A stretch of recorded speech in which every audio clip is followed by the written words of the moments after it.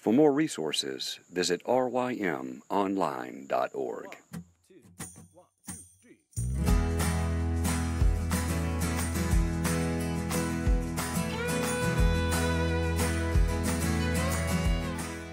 The Local Youth Worker is a daily podcast that's centered on 5 questions each week. Ranging from the practical to the professional, we're looking for answers to the questions you're asking. Whether you're in full-time, part-time, or even volunteer youth ministry, this podcast is for you.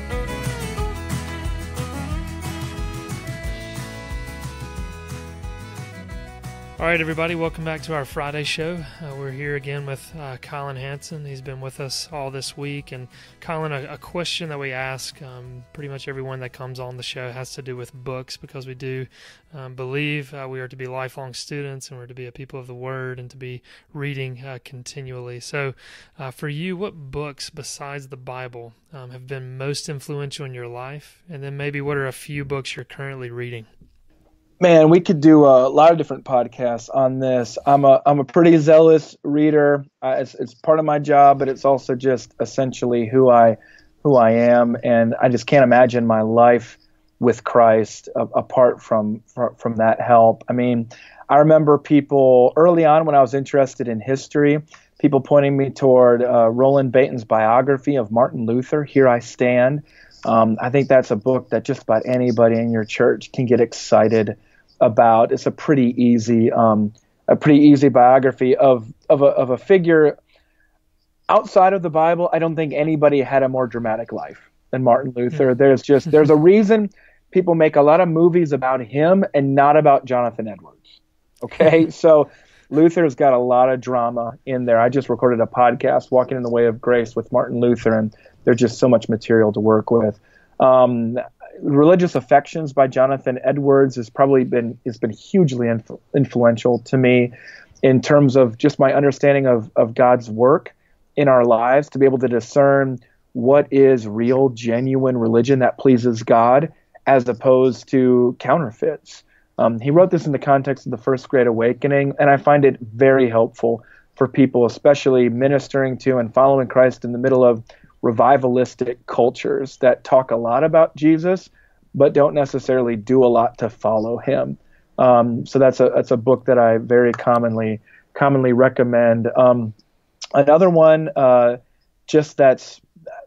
kind of put this at the end of this is some complicated stuff and it's not Christian, but it'll really help you understand what's happening politically and theologically. That might give you a lot of context, even as a youth minister. You're ministering to these kids, but all the factors of what they're hearing from their parents and what they're hearing from their peers and their teachers and the media.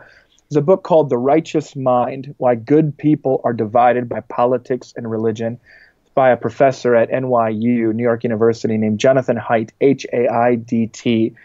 That book, as well as many others on my staff at TGC, has been extraordinarily influential. When you understand it through a Christian framework, because it's not written by a Christian, when you understand it through that framework, it'll really help you to know why there doesn't seem to be a lot of alignment sometimes with what people profess with their mouth and what they believe and they do with their lives. So that's another one. I could go on and on and on about that, but you wanted me to talk about what I'm currently reading. Is that right? That's right. Okay. Yeah, some of those that have been influential as well as those that you're currently reading. Well, I just wrapped up. I'm one of those folks who reads I read several different books at a time because I never know exactly what mood I'm going to be in. I might be in a mood to really dig in, but I might just be in the mood for something that's going to be a little bit more engaging and a little bit less taxing on me. So it's probably a pretty good example of what I've been reading recently would be I've been reading Go Set a Watchman by Harper Lee, of course, the unpublished until nearly the end of her life book for Harper Lee from To Kill a Mockingbird. I found this, I'll say this for any of those of us ministering in the South especially, To Kill a Mockingbird is how we wished things had gone in the South and how we wished we'd been.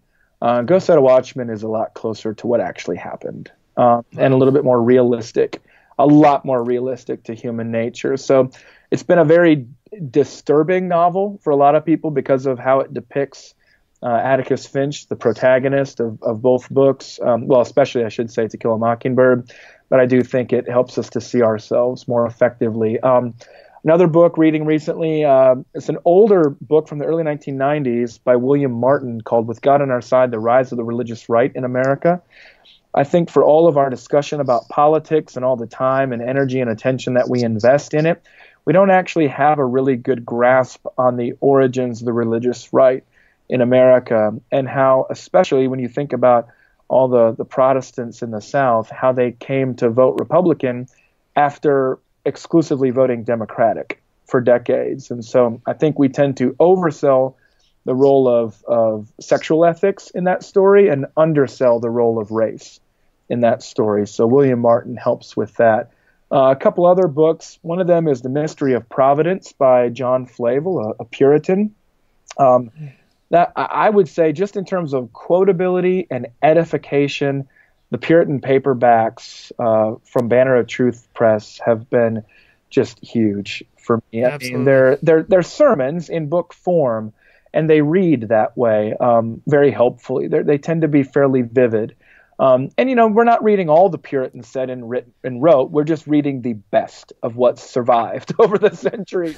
So, if you're looking at one of those, it's going to be good. And I love that it really cuts against the spirit of this age. And I think we need that a lot more than we realize. I just published a book on Charles Taylor and secularism in our era. And one thing we could all do to combat the corrosive effects of secularism is to read older, especially Puritan writers. And the last one, just to toss in for good measure, I told you I read kind of variety here. Hey, this is good. That would be Fourth and Goal Every Day, Alabama's Relentless Pursuit of Perfection by Phil Savage. So Roll Tide, I'm an Alabama fan, got a season ticket holder. So that was just a fascinating exploration of leadership and understanding how that program operates. So that one's just for some fun, and some of your listeners probably aren't going to like me very much right now, but that's okay. So anyway, but that's what I'm reading. Always just trying to find a diversity of theology, history, novel, and maybe just something else of contemporary interest. Yeah, no, I think that's helpful. And I think it's wise to have multiple books that you're reading at a time. I know Tony Reinke in his book Lit said that's kind of how he did it, was having multiple books, because there are some of those books that you need, a little more caffeine possibly to understand and to focus on. And then sometimes you just want to read about, Alabama football in your case. So, true. So I can understand that. Yep. And I just out of curiosity, is there any desire to do a second edition to Young, Restless, Reformed to, put in that interview with Tim Keller? Or yeah, like it's a good question. I don't think a second edition would be possible in this case because you'd have to rewrite the entire thing. So it might be possible. I think the only challenge that I would have is that back then I was an outsider to the leadership of that movement and could kind of had some sense of, I don't know, I was able to get just enough of the scope of it, but without getting into all the details. The problem is for the last, 7 years in my role at the Gospel Coalition, I've been on the inside of all that stuff. So it would be very hard. It's almost like I'm not apt to write a second edition of that. Maybe in 30 years, I'll write some kind of, reflection on my experience inside of the movement. We'll see how that goes. But that, I don't know. I mean, I haven't really given it a ton of thought, you're not the first person to have asked. Lots of people have asked me about that, but I do think some of the other projects, such as the new Calvinist documentary from Les Lanphier, that's a good example of somebody who's doing similar things to what I did, doing it 10, 12 years later, doing it on film and updating it with other things. I just heard last week, I was speaking at a conference in Louisville, and I heard from one person who said to me, that they saw me and really appreciated some of the things there. Another person said, one person said I showed it to my youth group, and another person said I showed it to my family members so they could understand what was happening with me. Actually, somebody else said I showed it to my staff in my church. That's what it was. I don't think it was a youth group. I think it was a staff saying, I'm the only Calvinist on staff. I showed them this documentary so they could understand where I was coming from. And that felt to me a little bit like what that book had been. at its time, and what it still can be today for some people. But I was just really encouraged to hear that. So I wouldn't be surprised if other people continue to come along and write their own take on what's happened. And God bless them. I think that would be great for the kingdom.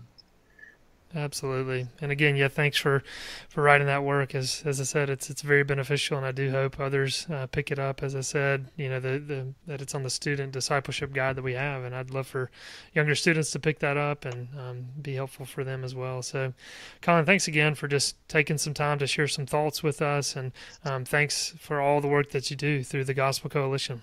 Well, thank you, John. Thanks so much for tuning in this week to the Local Youth Worker. As always, we hope you've been encouraged and equipped in your call as youth workers. If you take time to rate this podcast on iTunes, that would greatly help us. As always, we want to thank Joe Deegan for providing the music and encourage you to go out and purchase his newest CD, Cover and Title Page, which you can find at iTunes. See you guys next week. Have a great weekend. Oh, come and buy without money. Oh, come and feast without